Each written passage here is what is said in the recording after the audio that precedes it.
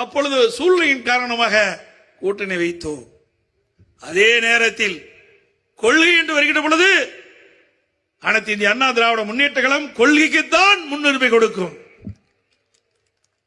நாங்கள் தெளிவாக அனைத்து இந்திய அண்ணா திராவிட முன்னேற்ற கழக செயற்குழு கூட்டத்திலே தலைமை கழகத்தில் நடைபெற்ற பொழுது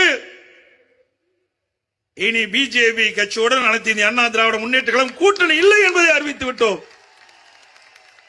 இப்பொழுது சொல்லுகின்றேன், இதுவரை கடந்த காலத்திலும் சரி, அனைத்து இந்திய அண்ணா திராவிட முன்னேற்ற கழக ஆட்சி செய்கின்ற பொழுதும் சரி, இப்பொழுதும் சரி, மத்தியிலே இருக்கின்றவர்கள் யாரும் நமக்கு எந்த அச்சுறுத்தலும் கொடுக்கல.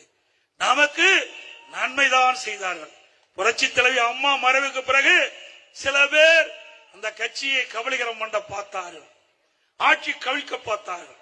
அதை காப்பாற்றி கொடுத்தவர்களும் யார் என்று உங்களுக்கு தெரியும். மத்தியிலே இருக்கின்றவர்கள் நமக்கு காப்பாற்றி கொடுத்தார். நன்றி மறப்பது நன்று, நன்று அல்லது நன்றியை மறப்பது நன்று. பல ஆண்டுக்கு முன்னாவே 26 ஆண்டுகளுக்கு முன்னே வள்ளுவன் ஐயன் வள்ளுவன் சொல்லிவிட்டு போயிருக்கார். அப்படி நன்றியோடு நாங்க இருக்கிறோம்.